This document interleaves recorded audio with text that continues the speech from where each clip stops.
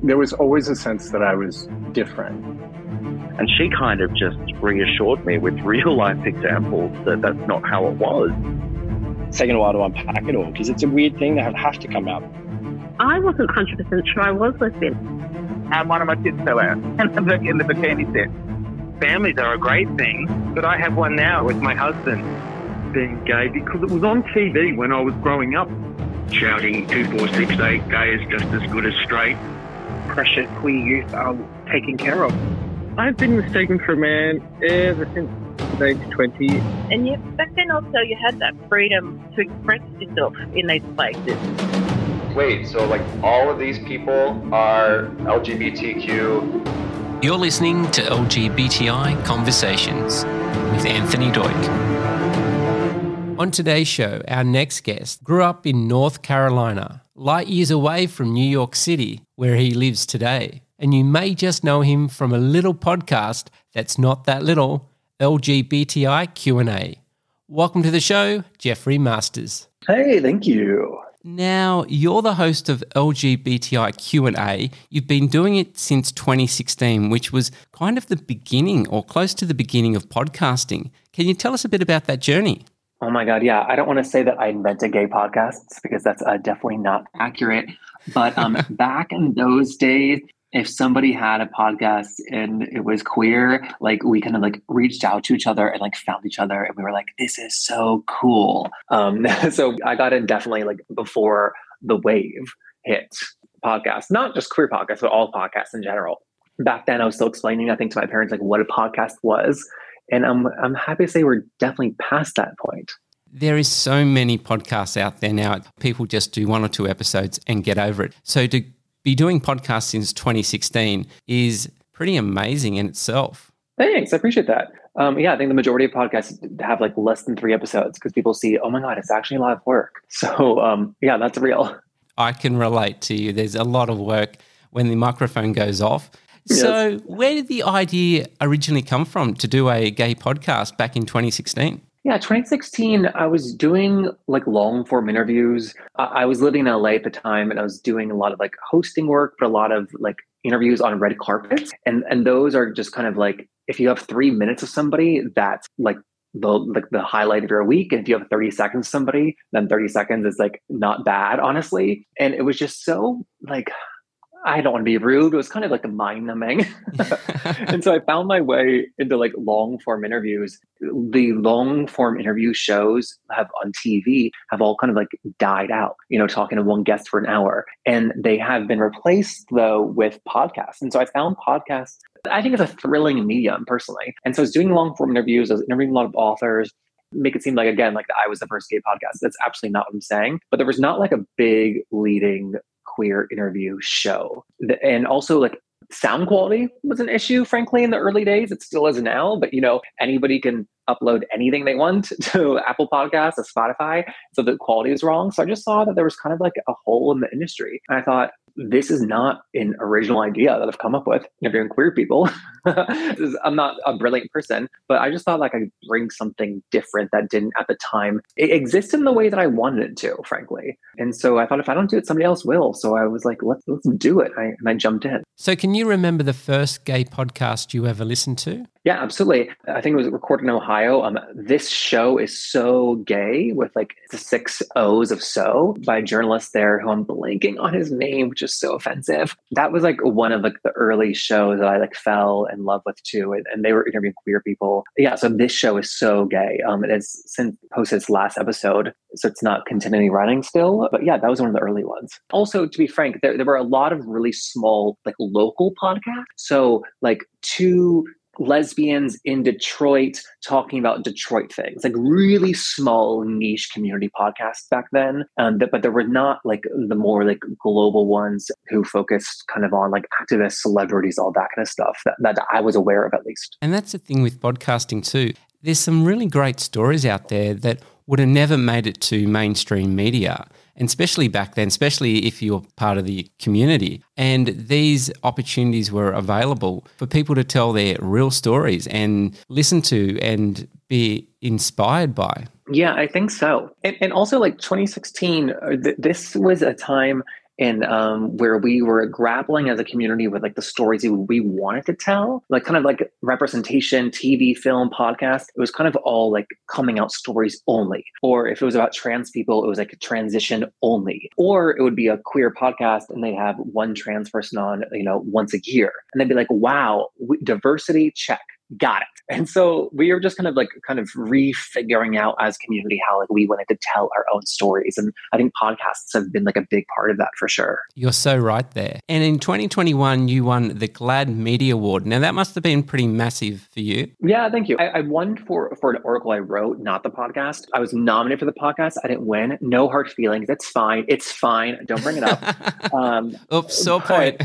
But no, actually, I've worked with GLAAD for many, many years. And last year was the very first year that they had a podcast category even. And I was advocating for that behind the scenes for a long time. One, because I really want an award. No, but two, because I was like, this is where some of the most exciting and like voices are being told. And like, I think that it's just as important nowadays, podcasts, as newspapers, as TV shows.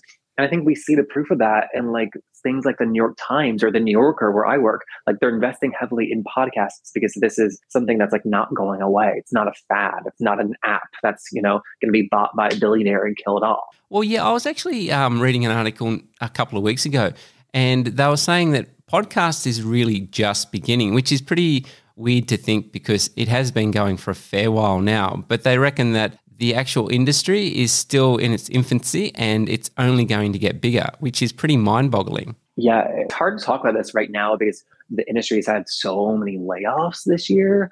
Just every company, big and small, has reduced their workforce, including NPR.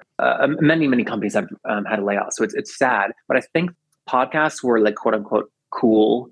And they had so much money pouring into it, but the market actually couldn't like justify all that dollars for like in terms of ad spending or anything else. And so we are contracting again. But I think we've contracted to like a more realistic place where the last 2 years of, getting paid $2 million to make an 8-episode series just wasn't sustainable because like that's just dumb money wise. And so like podcasting is here to stay, but it's also like I have a lot of friends looking for work. I got to be honest.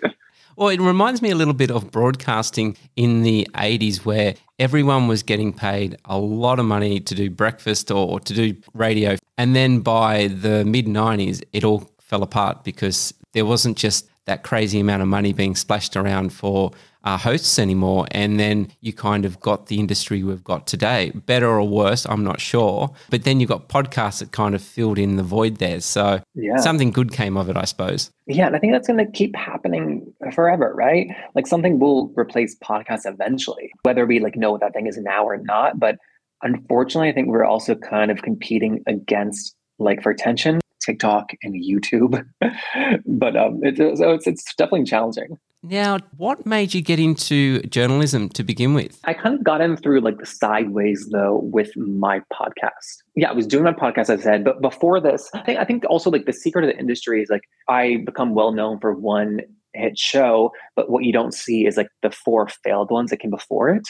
And I think like everyone has that. So I was interviewing authors because I love to read. And I like really think that I like learned my interview chops by talking to these authors and, reading their books and stuff. And I love that.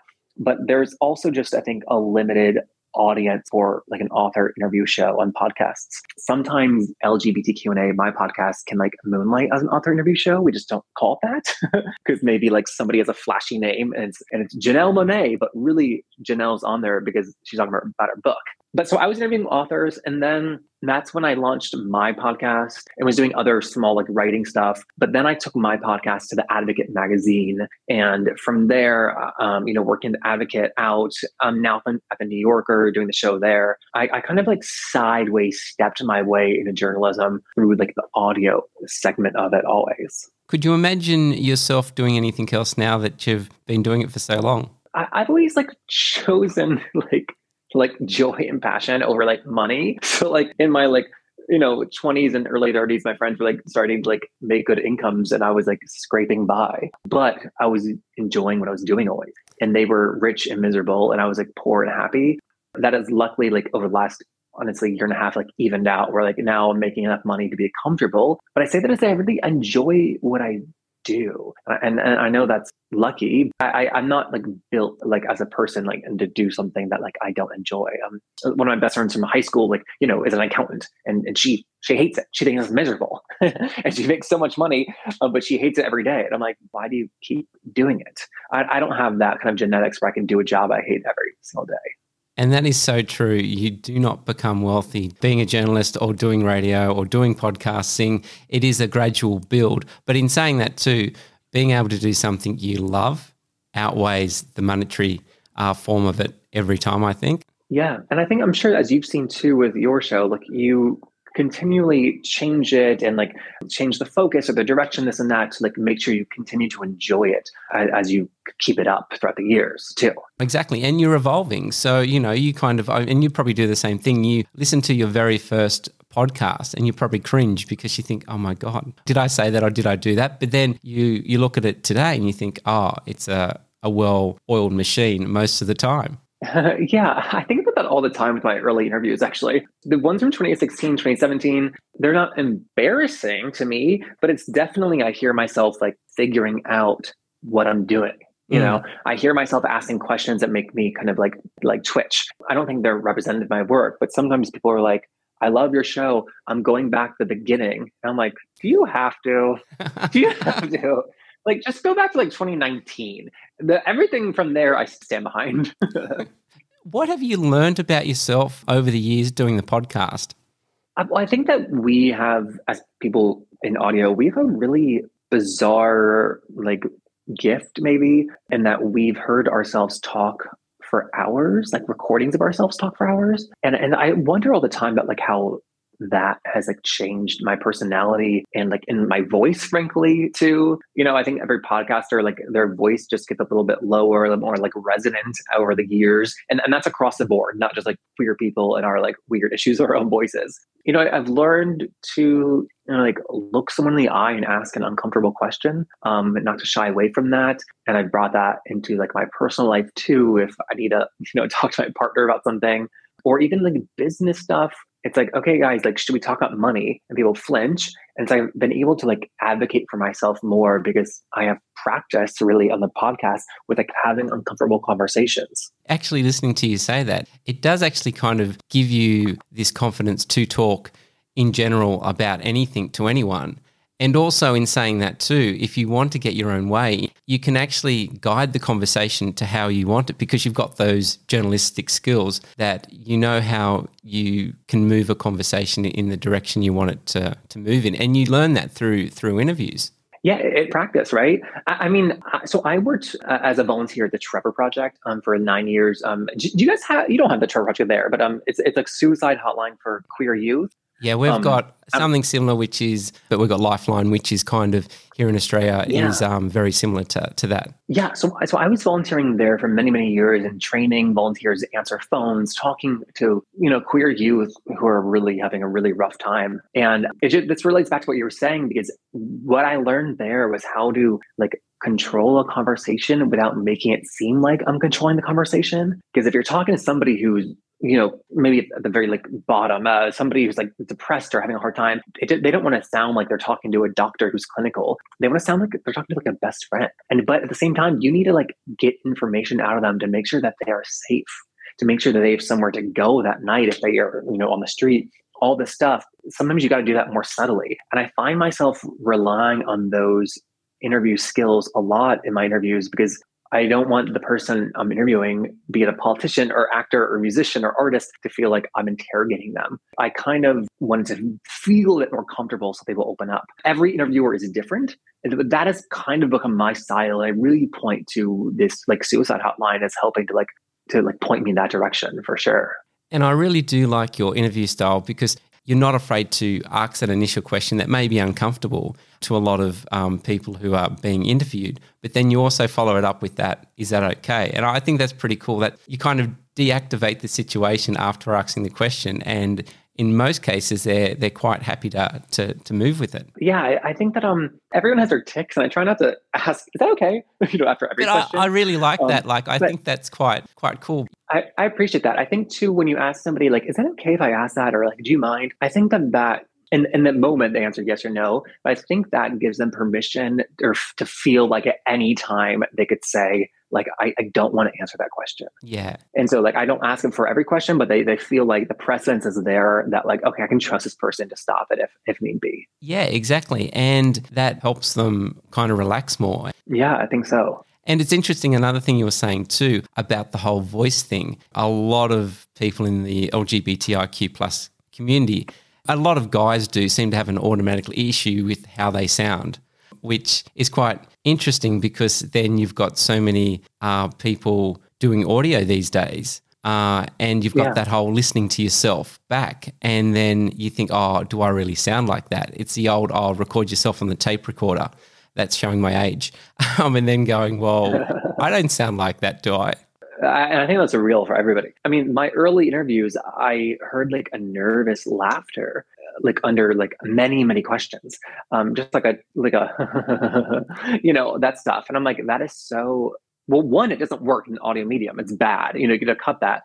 I've cut that for my entire life. And I just wondered, like, would I be a nervous laughter and never know it? You know, as I like into my 30s, and would I be doing that in like meetings where I'm like trying to project strength and power? Like, I don't know, but I wonder about like that kind of thing all the time. Good podcasters listen back to their tape. I know a lot of people who are like, I can't do it. It's too painful. And I'm like, you'll never get better. Like, how many writers do you know that like don't read what they write and edit it? No. So I find it fascinating that like people will say that. You didn't say that. I'm sorry. I'm just ranting. No, but that is so true, Bart. You've got to listen and you've got to cringe to yourself and you've got to grow via that. And in the production room, you listen to yourself so many times you think, I can't listen to myself one more time saying that. You do grow from it. So it's something that's unnecessary evil. You do learn so much from it. Absolutely. Now, you grew up in North Carolina. Your coming out story. So what was the journey of you growing up into a teen and realizing that you weren't the same as the other boys around you, perhaps? Yeah, I don't know. I think that there's many ways that like people are different. And I think growing up, like it took me a while to like label like queerness as like one of my differences, maybe one of my biggest differences. Like I was Jewish in the South. And I think that when you're young, at least for me, like, and you don't feel like you fit in, I feel like you don't always know why, you know?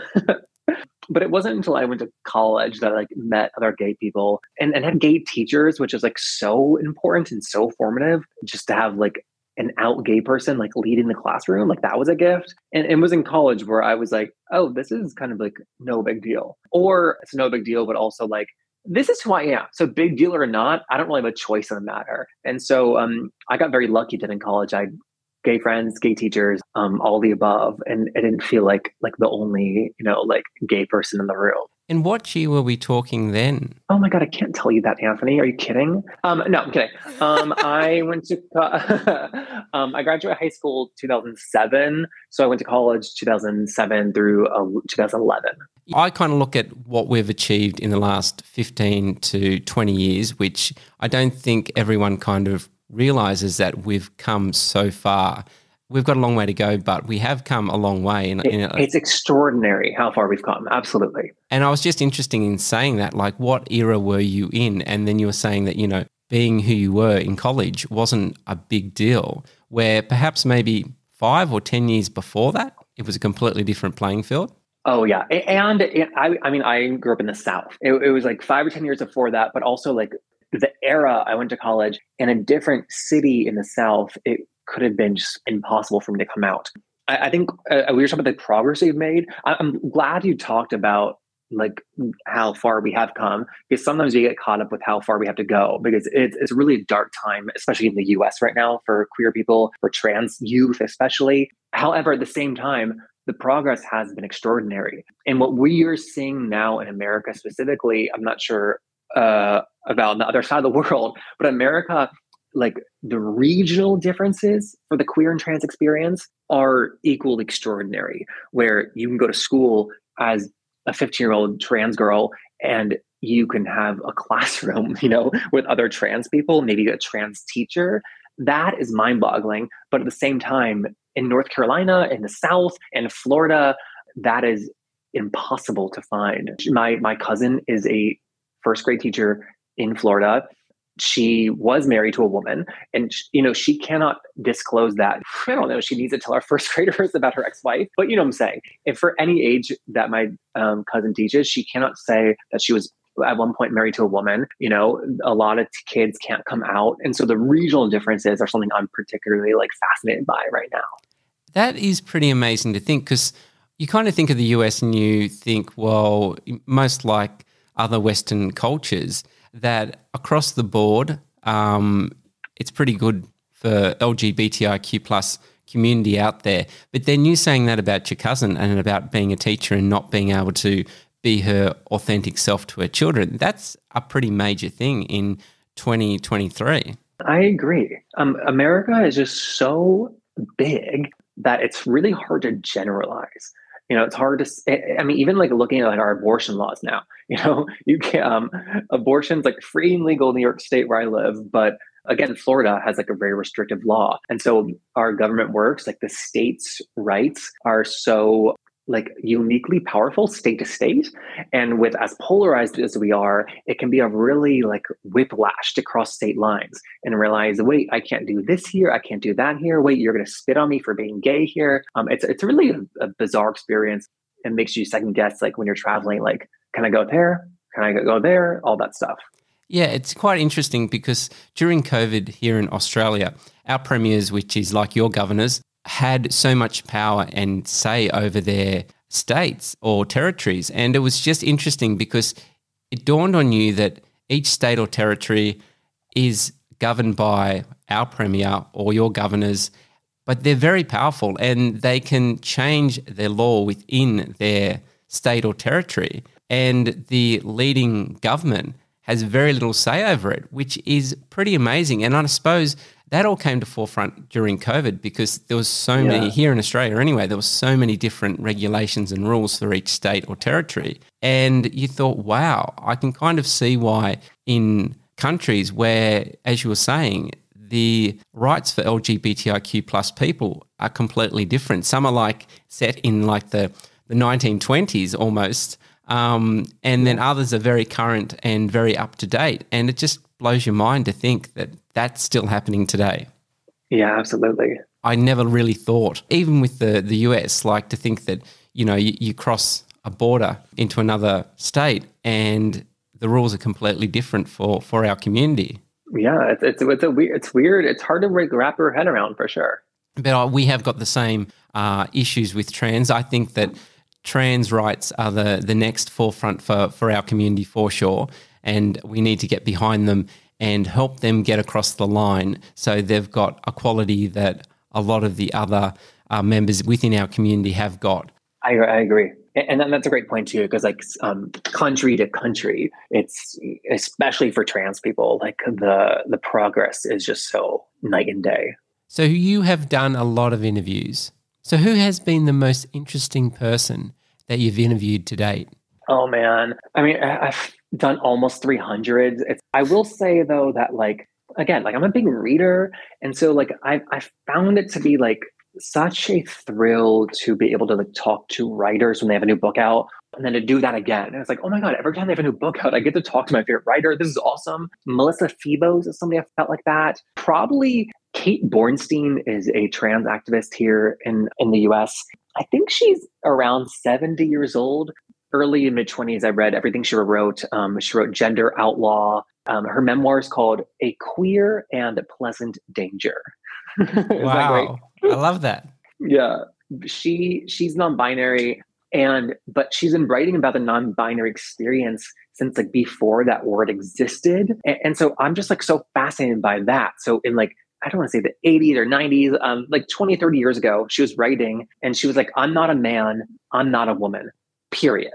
And it was like, okay, but what are you? And she would answer, I'm not a man and I'm not a woman.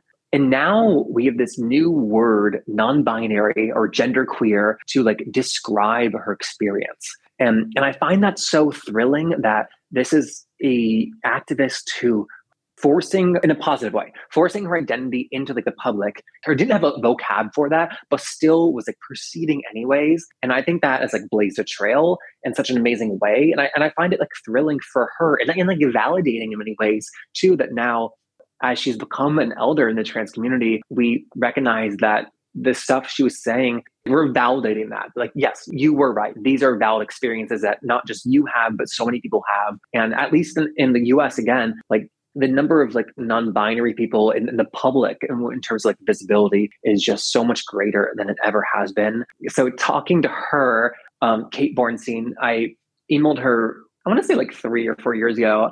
And I said, hey, I'm going to be in New York City. This is before I moved here. I'd love to interview you. And she was like, great, come over. Wow. Yeah. I was like, oh man, okay, I'm going over to like my favorite author's house. And so I went to Harlem, rang her doorbell. We talked and I interviewed her in her living room. And the most thrilling conversation, because her work has like informed all of my interviews. And then we were having a conversation that kind of like expanded, I thought, what she was talking about. And it was just amazing. And then in the pandemic, again, I called her and we like had another check-in call, which is another podcast on the show.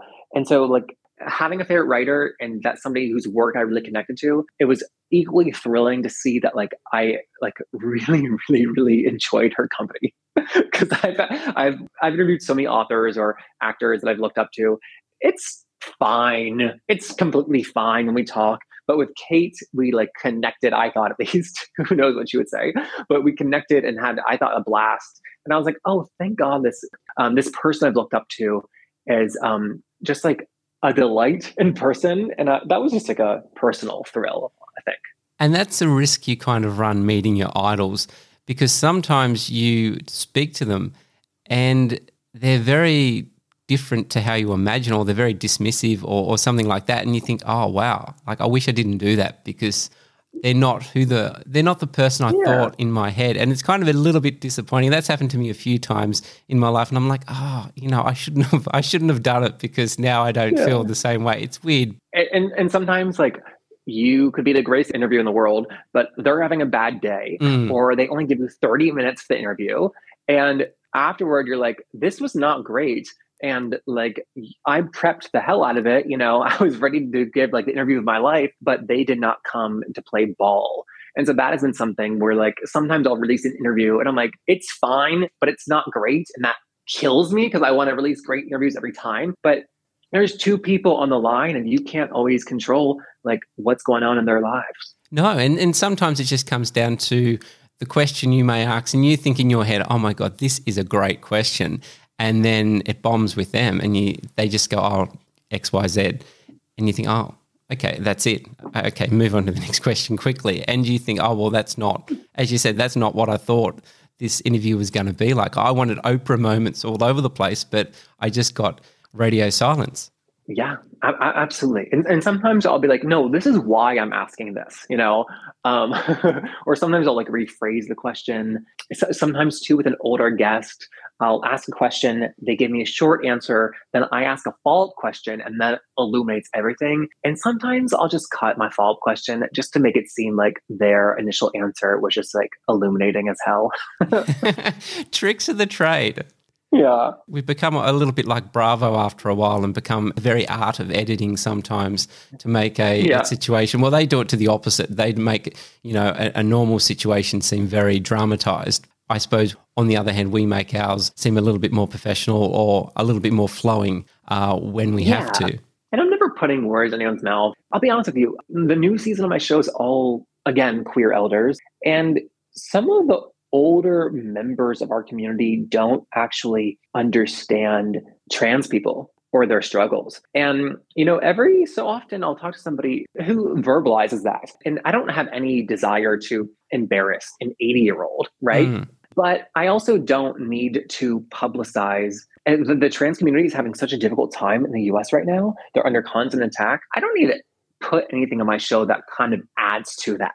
That is something that I feel completely comfortable cutting because frankly, at the end of the day, it's my show.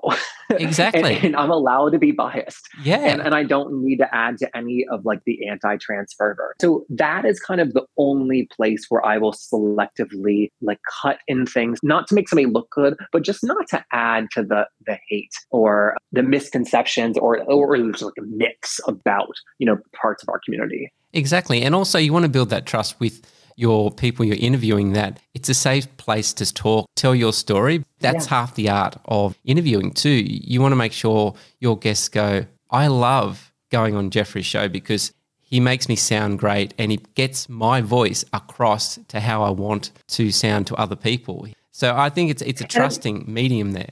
Thanks. Yeah, and I'm not trying to make somebody look good. I like there's been plenty of like very wealthy, out of touch people that say things, and I'm like, this looks so dumb, but it's not hurting anybody. Yeah. But then I will have somebody who says something about like getting HIV through kissing somebody, and I'm like, that's not actually true. And not only is that factually inaccurate, it's like adding like to the stigma of HIV. So I'm like, I'm cutting that. That's just a fact check. Yeah, exactly. Because you don't want to add fuel to the fire. Absolutely. So there's a lot of talk lately that there's a lot of gay bars closing down and there's a lot of predominantly queer venues that we've had in the past because we've been shunned from other areas. But now the younger generation, they're not so hung up on that. They're more inclusive. What do you think the future looks like for our community moving forward? Yeah, I don't know exactly what it will look like, but I think we will always find places for just the community. Going to some of the more famous like gay bars in New York City where I live, once they start to become overrun with straight people just kind of like move on to the next gay bar. We always find somewhere else. There's a lot of different spaces that are like closing down.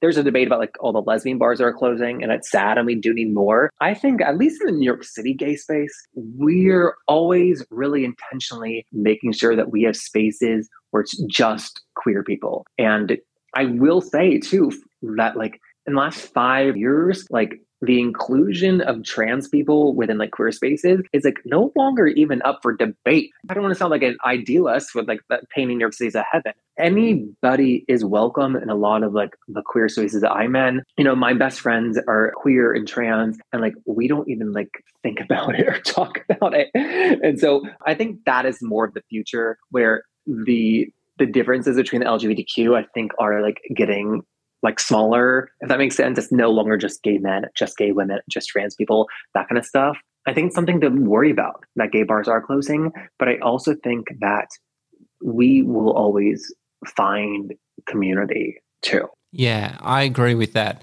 And also I find it quite interesting to look at the younger generations and then generations that are just starting to come out and go out. It's a different species almost, and I've spoken to a lot of people with younger children as well, and they've been in same-sex marriages and stuff like that, and the kids are just like, who cares? It's not an issue. Just get over it, mums or dads, you're making it a big deal and it's not anymore. And it's really positive to see that maybe, just maybe, these new generations are going to be so inclusive and so more open that they're going to make the world a better place, which is exciting to think about.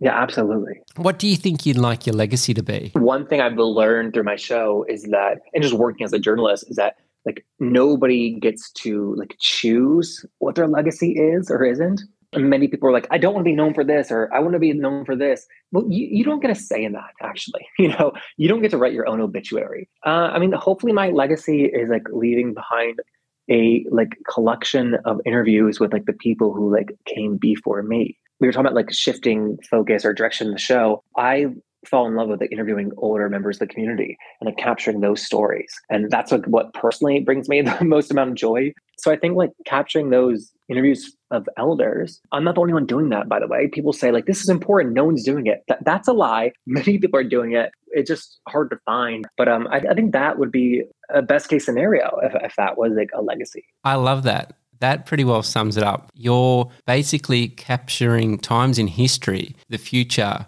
LGBTI plus community to listen to. And that's a pretty amazing thing. Thanks. I'm trying. You're doing a great job.